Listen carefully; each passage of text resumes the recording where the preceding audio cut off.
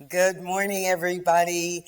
Here in Dallas, it is a rainy Sunday morning, but rain does not keep us from diving deeply into the science of mind. My name is Tracy Brown, and you are here for the Science of Mind class where we spend about 45 minutes diving a little bit deeper into the writings of Ernest Holmes and what they mean and how they apply in our daily lives. Please join me as I begin with a centering and a grounding. Right here and right now, I call this time perfect, perfectly unfolding, perfectly expressing. And I know that everyone within the sound of my voice is here on purpose. This purpose being to explore the meaning and the message and the application of science of mind in everyday life. So I bless this time and I call it good. And we simply affirm that together by saying, and so it is.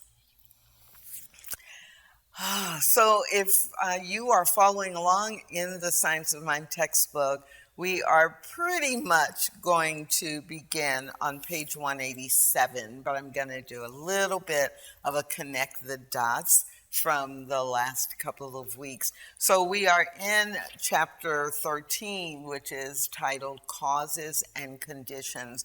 And it really has given us in the last couple of weeks the opportunity to remind ourselves that mental practice is grounded in thought and that our thoughts are the foundation for all that gets created, and that thoughts are things. And so we are able to then use our mental capabilities and use the scientific principles, the spiritual principles through the power of mind. And so when we remember that, the chapter reminds us that the universe is already perfect.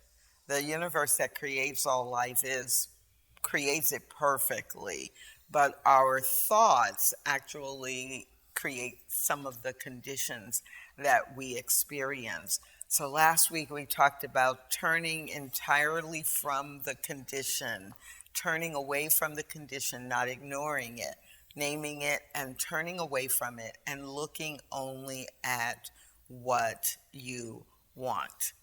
So we use the power of our mind to create the experiences that we want. So in Look Only at What You Want on page 86, that section starts with never look at that which you do not wish to experience, no matter what the false condition may be, it must be refuted. And that's a really good, if you haven't read that, it's a really good place to get grounded in what is an effective denial. Not ignoring, but a denial that one thing has the power to define you or to create the end result, and then beginning to shift to what you really want. So that brings us to where we are today. Never limit your view of life. And I'm going to read a little bit of that section. And what I invite you to do is think about, when have you turned away from the condition and defined what you want? And how does this idea of never limiting your view of life fit in with that? And I'll be coming to you for your comments and your examples, as well as any questions you might have. So here we go, top of page 187. Never limit your view of life. Never limit your view of life by any past experience. The possibility of life is inherent within the capacity to imagine what life is, backed by the power to produce this imagery, or divine imagination. It is not a question of failing or succeeding. It is simply a question of sticking to an idea until it becomes a tangible reality. The illusion is in the way we look at things. We have looked at poverty degradation, and misery until they have assumed gigantic proportions.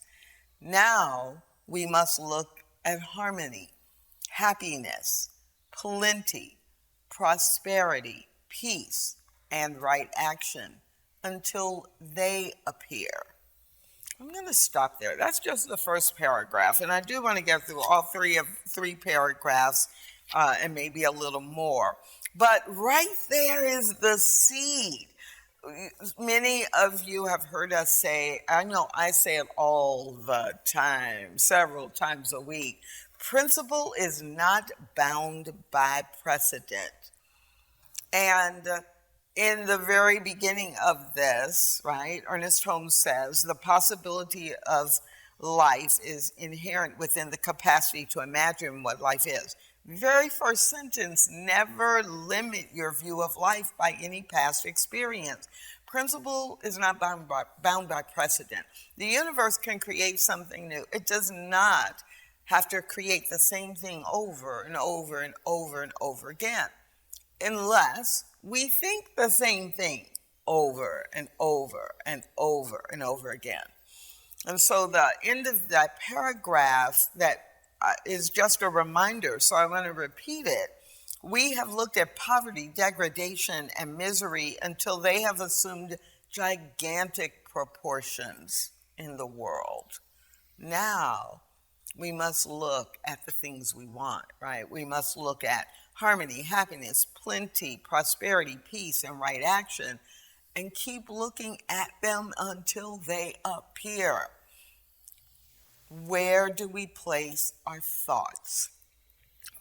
How do we use the law of, or the power of, imagination?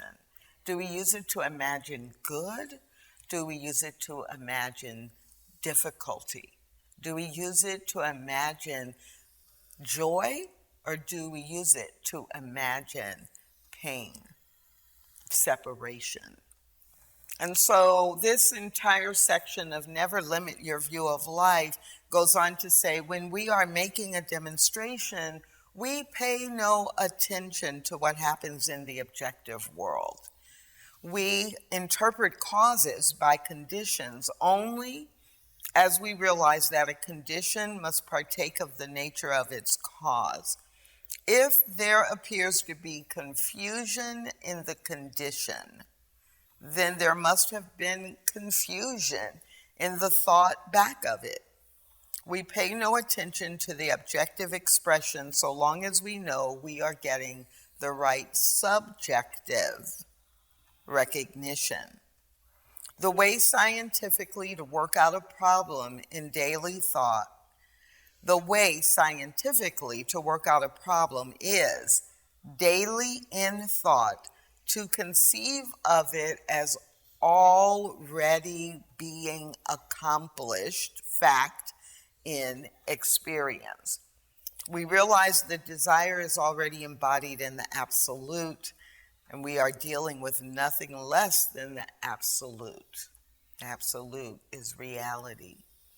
So it's a little wordy, and it is a little kind of fuzzy around the edges until you really drop in to what he is saying here, that when we are using our mental thought and we are removing any limits to our view of what is possible, that we simply speak about and keep our mind focused on what we believe or what we desire as if it has already happened.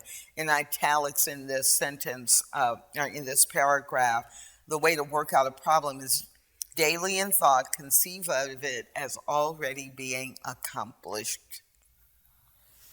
Now, if you know anything about our spiritual mind treatment, you know that's exactly what we are doing in the third step of affirmative prayer. We are describing the outcome once we know our prayer has been answered, because we know the universe can deliver that. And so we speak of it as complete and true and manifest it so that all of our mental, emotional, physical, and the alignment with the spiritual all get into alignment, and the universe must say yes. So this whole page on Never Limit Your View of Life is about not being distracted by what has happened in the past, staying completely focused on the future. And in the last paragraph, and then I'm coming to you for your examples and your examples and your questions. So the last paragraph says, during the process, many things may happen that appear to be destructive. We may pass through good fortune and bad, but if we can come to the point where we are not disturbed by things, we have found the secret. If, as Jesus said, we judge not according to appearance, but judge righteous judgment, remembering that things which are seen are not made of things which do appear. If, I repeat, we can judge in this manner. I love this last line on this page. Out of chaos, we can produce harmony. Out of any chaos, we can produce harmony. Because think about it, harmony is the true essential nature, and we are simply revealing that by the choices we make, by what we turn toward and by what we turn away from. So that's Never Limit Your View of Life, and it is in this context of understanding causes and conditions, and that we are the ones who are able to, no matter what the condition is, begin to make a shift in that condition by creating a new cause, using our imagination, using our belief. So I'm curious about what examples you have. When have you done that? Or your questions about how it works. So I'm going to ask Ryan if he will explain to you how you can comment or how you can join in. Thank you so much, Tracy, and it's always a pleasure to be here with you guys on Sunday mornings with the Science of Mind class. And if you're watching us live here on Facebook, feel free to put your example inside of the comments selection and I can read them out loud. If you're over here on the Zoom room, you can hit the raise your hand icon, or you could do the same and put your text inside of the chat and I'll read it out loud. And I just want to mention to everybody, we do keep the text chats anonymous, so in that way you can say whatever you want to say and we'll bring it into the room so we can answer those kinds of questions. So I do have somebody who want to share an example, and that's Connie. Connie, do you want to go ahead and unmute yourself? Thank you very much. Good morning, Tracy. Good morning, Connie. I wasn't going to say anything today, but this is right in the middle of where I am immediately. I mean, right in the middle. I have a student who is in Japan, and he usually sends me his calendar for the next month, and then he'll put the money into PayPal. And I need to get it a few days in advance of the end of the month because it takes time to transfer and all this. He hadn't sent it. He hadn't sent it. And I started to get concerned, and I went into all of this stuff about how maybe it's hard for him to say no. He thinks it's impolite, so maybe he's just going to go off the radar and forget it. And he doesn't understand that in American culture, not being direct is like a slap in the face. Even if it's no, it's okay. I'd like to know what's up, you know.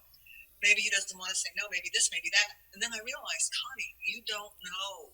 So stop projecting all of this stuff and all of this negativity about it. And maybe he lost his, still kept doing it though. Maybe he lost his cell phone, maybe this, maybe that. And then this morning, his calendar showed up, you know, in my, and he texts the calendar. He said, please confirm it. And then the money went right into PayPal, and there it was. And it's in time for my, whatever my needs are. And I learned so much about myself, Tracy, and how I'm still wired with all this, I'll call it crap, you know, and I've got to change it. I've just got to change it. But it's so good to have this teaching of CSL, see the bigger picture, and then move in the steps of progress. Thank you. What a great example. And you all always have such good examples.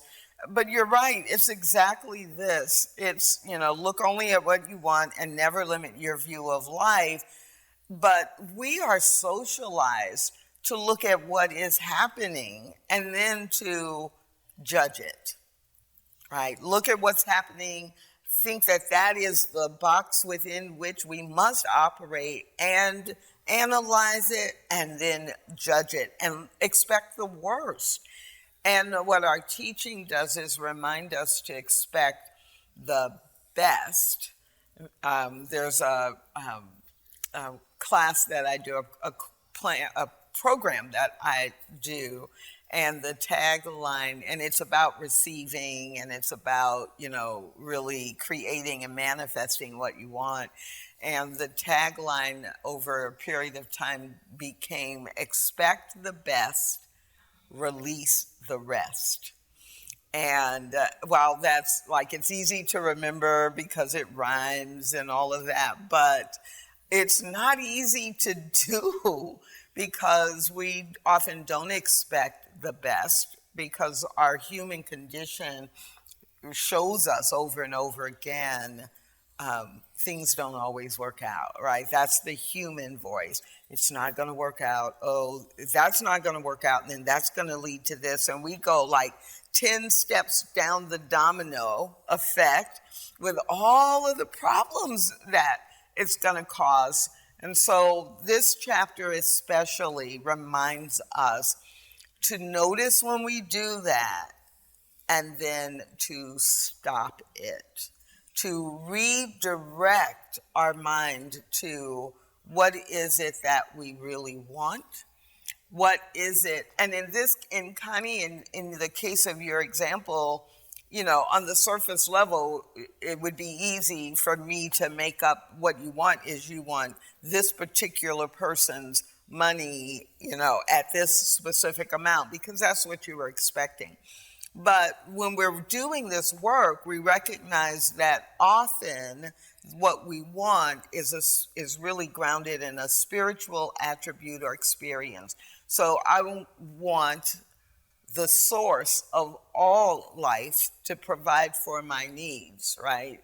So even if it doesn't come from that individual student, I can be firm and clear and confident that I will be provided for. I am provided for, and what I expect and more. And way more. There's no limit. It's not just that amount. I will be provided. I am provided for at this amount of money. And I don't have to know where it's coming from.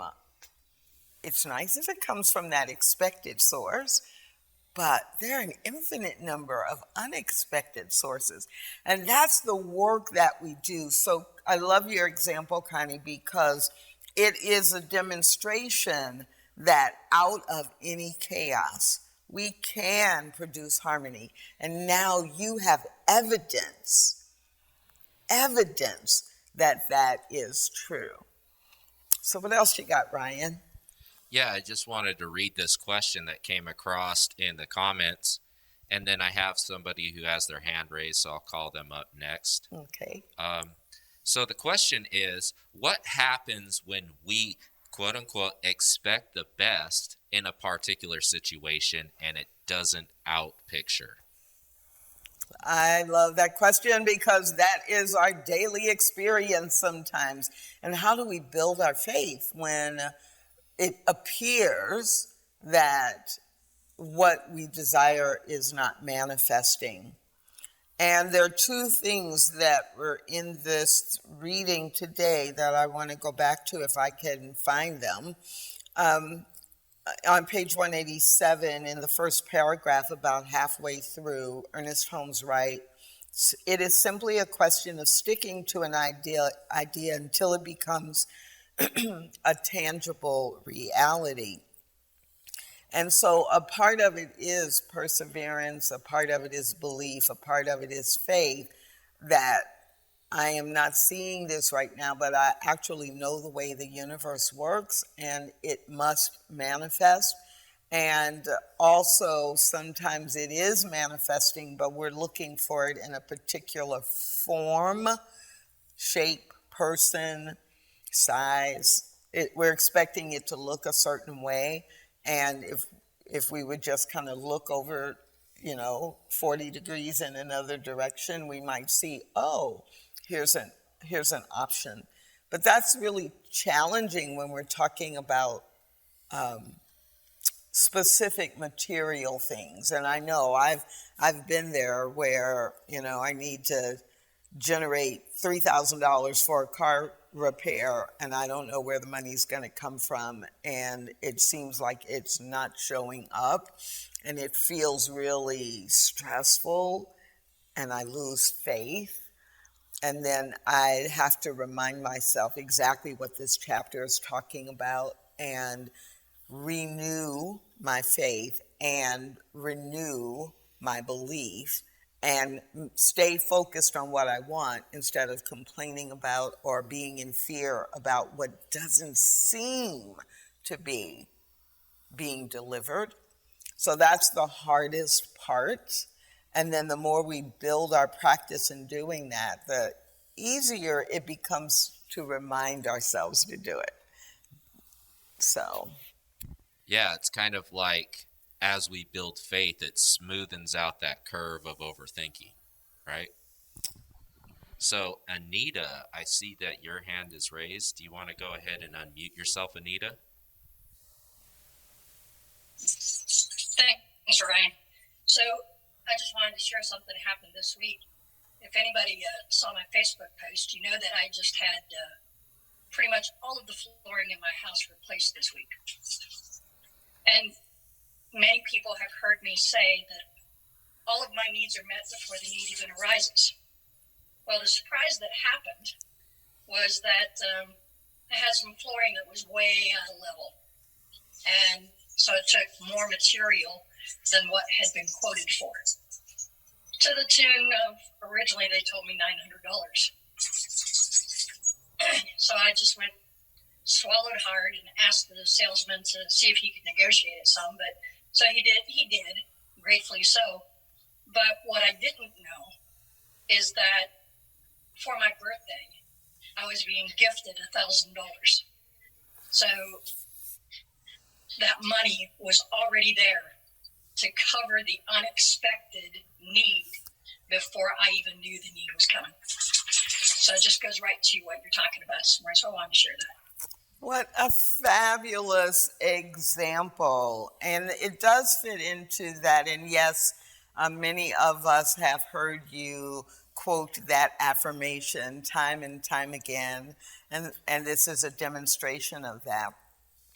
But I love how it also fits into both the look only at what you want on page 186 and the never limit your view of life, because that is such an ingrained affirmation that you have used for such a long time that it now is a part of your view of life.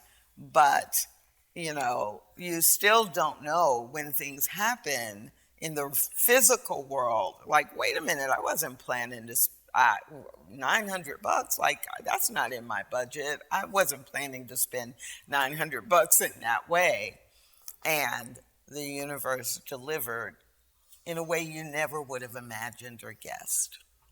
So thank you. That is so cool. And it actually takes us right into the next section. And then, Ryan, I'll come back and ask you if you have another comment. But the very next section on the top of page 188 is titled, Place No Limit on Principle.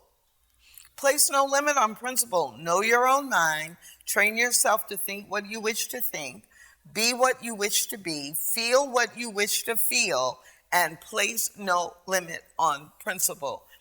And the words which you speak would be just as powerful as the words which Jesus spoke if you knew your word was the law whereunto it was sent.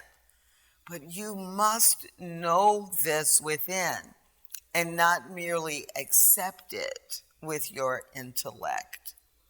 If you have reached a point where the inner consciousness believes, then your word is simply an announcement of reality. Know without a shadow of a doubt that as a result of your treatment or your affirmation or your belief or your faith, know without a shadow of a doubt some action takes place in infinite mind.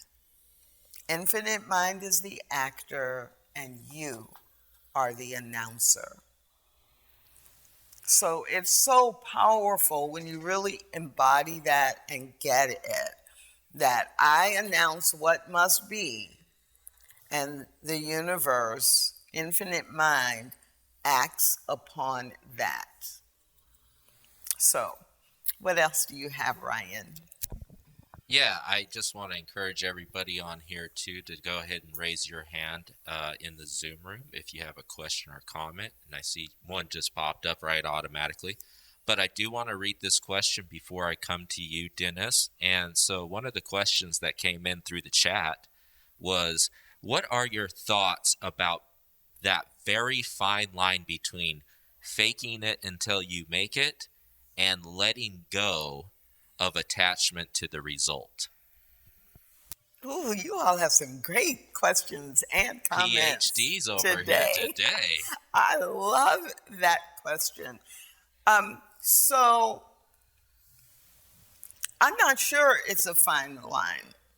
So when we say treat and move your feet, we are saying in the spiritual mind treatment or in the prayer or in the affirmation, you are claiming what is so based on spiritual principle and law, and it must manifest. And because we're talking about it manifesting in the human world, in the physical world, there may be physical aspects of that I must do. I am claiming the perfect job, or I am claiming that I will have business contracts that will generate X amount of money per month. But I've got to make some phone calls. I've got to send some emails. I've got to create a flyer. I mean, I've got to do a resume if I'm applying for the job, or I have to go to 20 places and put in an application for someone to hire me. So I must take action. The piece about fake it until you make it is not faking, it is practicing. I am practicing being the person who I have described in my treatment. So in the way that I look at it and the way that I use principle, I don't think of it as I'm faking or I'm pretending. I am practicing embodying the joy that I say that I want my life to be. I am practicing being the embodiment of divine wisdom. So I use my meditation or my spiritual practice every day to help me do that, to help me get used to being in complete alignment, mental, physical, emotional, and spiritual, so that divine wisdom is guiding me. So I want to give one more example, because this is where it starts getting a little confusing for a lot of people when we are doing treatment or claiming against something physical. Let's say Tracy wants to have her next car be Mercedes-Benz, and Tracy doesn't have the money in the bank to just go buy a Mercedes-Benz. And so I can't pretend, right? I can't fake it by driving a Benz. But that's when it becomes clear that I need to understand the spiritual prototype for what I'm saying I want. So why do I want the Benz? I want it to feel like when I'm driving my car, I want to be in luxury, or I want a car that represents my image of a successful business person, like whatever that is. And then I'm going to carry myself like that. I'm going to notice the things that make me comfortable in the car I currently have, and I'm going to be grateful for that. When I see someone else driving a Mercedes, I'm going to notice that, and I'm going to be like, look how beautiful that car is. I'm going to imagine myself in that car, or a car like that. I'm not going to be, look, they've got a Mercedes. Why can't I have one? What do I have to do? What did they do to get that, right? It's not about them. I'm happy for them, right? And so I connect myself with that. Now, the second part of that, which sounded like surrender, like I'm not worried about it, I just do the treatment and then I forget about it. Or I claim that's what I want and then I don't think about it anymore. That works as long as you truly believe what this chapter is talking about. So on the previous page, when it said, if I truly believe that I'm doing my part and I'm not going to worry about it, because I know that I am, what did it just say in the paragraph I read? I am the announcer, right? Infinite Mind is the actor and you are the announcer. So let me read the next sentence because I stopped after that. If you have a vague, subtle, unconscious fear, be quiet and ask yourself, who am I? What am I? Who is speaking? What is my life? In this manner, think right back to principle until your thought becomes perfectly clear again. Such is the power of right thinking, that it cancels and erases everything unlike itself. It answers every question, solves all problems, is the solution to every difficulty. It is like the sunlight of eternal truth bursting through the clouds of obscurity, invading all life in glory. It is the absolute with which you are dealing. All there really is God. So if you have made a claim on the universe and you have no doubts, no fears, no worries, and you know, that this must manifest because that's the way spiritual law works, then yeah, you can release it. You can surrender to it. You will not be thinking about it because you know. But if you are thinking about it, and especially if your thoughts are, I don't know, or, oh, it's taken a little too long, then you are still needing to work on the belief and on the move your feet. So I think you had Dennis waiting. Yeah, I did. Dennis, do you want to go ahead and just unmute yourself? Good morning, everyone. Good morning, Tracy. Hey, this section here, never limit your view of life. When I read that earlier this week, I thought, wow. That's one of the things that really, I just want to share this, where just the term, divine imagination, it's up at the top of it, but I just hung on that. I thought, wow, I have an imagination. Therefore, I have divine imagination. Just take it one step further. And then down here where he says, oh, pay no attention to the objective expression, just the subjective recognition. Okay, that's important to me because if I do that, that's how I keep from becoming disturbed by things. Yes. Which is down a little further. So that's kind of, and then the whole essence, I mean, not that, but within this, when I stepped back and just kind of like thought about the whole thing, I thought, oh, how cool. There's like 2 or 3 really excellent, powerful pointers here about staying in alignment. Yes. Yeah. Yes, I love this whole section. And yes, that page 187, never never limit your view on life is so powerful. And then something, one thing I'm thinking of now, because it's hanging on the wall, and it's a caption on a picture I have, but I've turned it into an affirmation, and it's destiny is not a matter of chance. Destiny is a matter of choice. Wow. Yes. Yes. A lot of times that's what all it takes to bring me back to where I need to be. Right. What? No. Destiny is a choice. Yes. What am I choosing over and over and over and over again? What am I speaking into life into over and over and over and over again? And then that becomes our life experience. And Anita's example was a good one too, in the physical, that she has programmed herself for so long that there's no coincidence that the universe had everything lined up to provide her the coverage, the financial coverage for that unexpected expense. That's her destiny because it has become her, right? Yeah, so, Dennis, thank you for those examples. It's great. So another example I like to use for this is the faith of a butterfly. It's thinking about, is a butterfly ever worried about food? Is a butterfly ever worried about changing? No, it's just being, and it's knowing that everything is provided for it.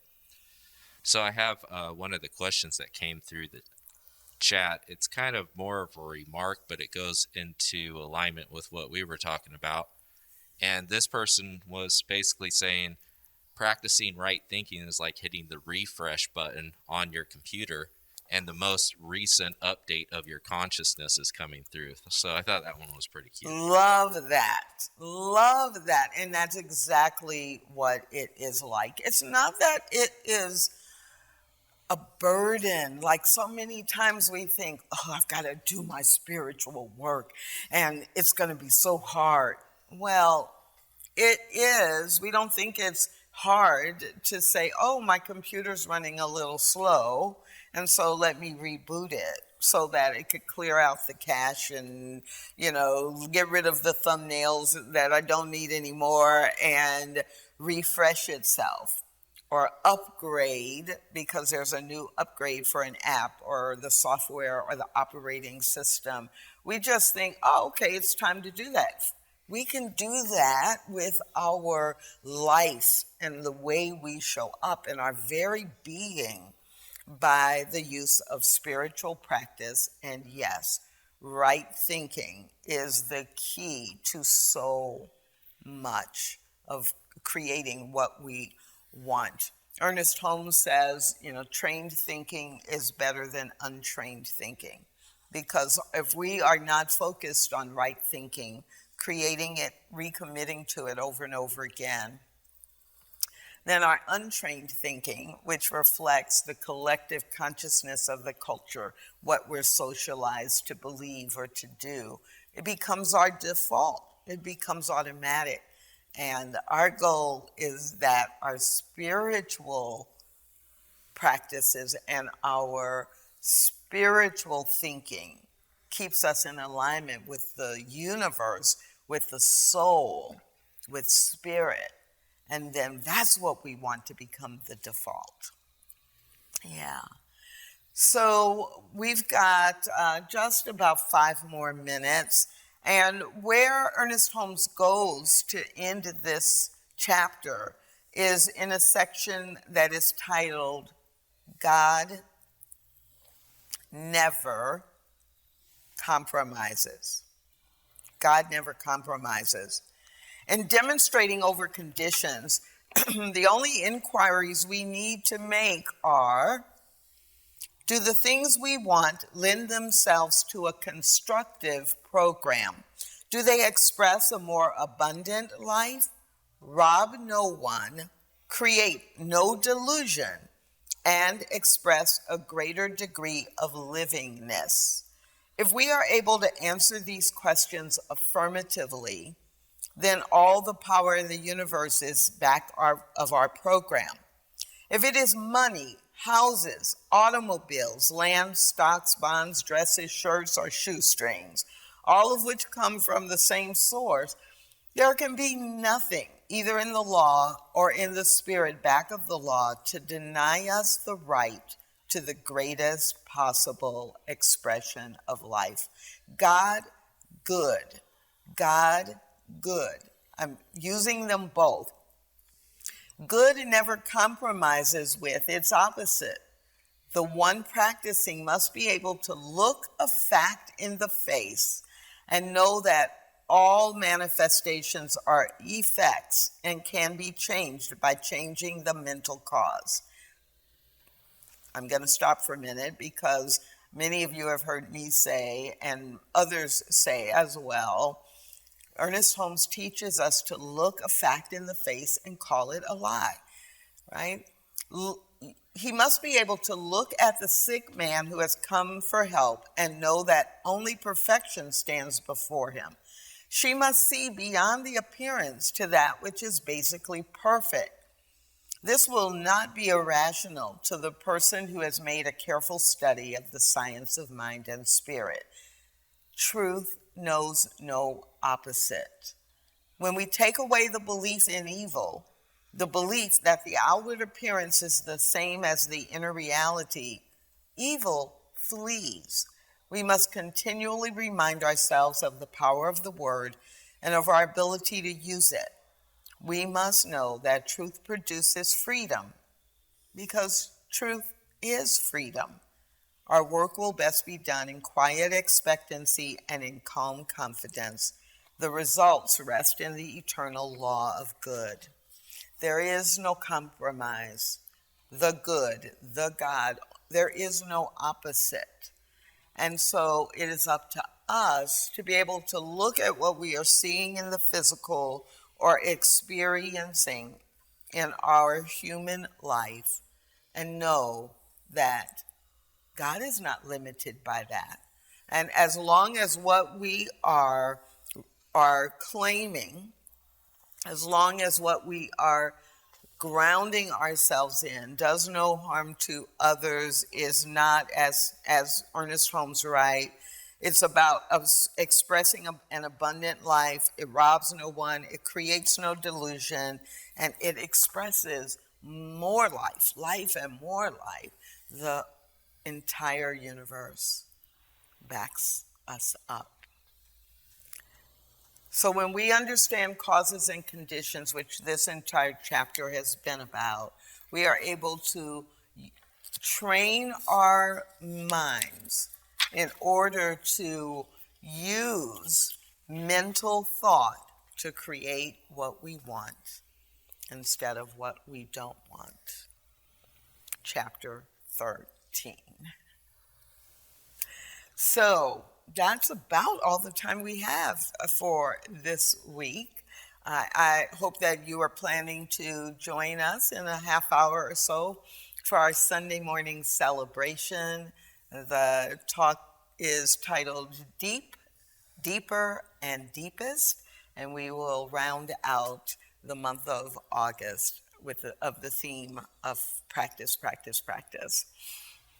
My name is Tracy Brown. Please visit CSLDallas.org and check on events and check in the calendar and see what's coming up.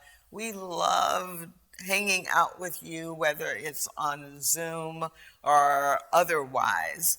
We want to provide services to you that help you live a life you love and contribute to a world that works for everyone. Please join me in a closing benediction. How beautiful this time together is. What a blessing to be able to commit this time to dive just a little more deeply into the science of mind and spirit, to remind each one of us that truly there are spiritual laws that can be used. There's a power for good in the universe. It is available to all, and we can use it.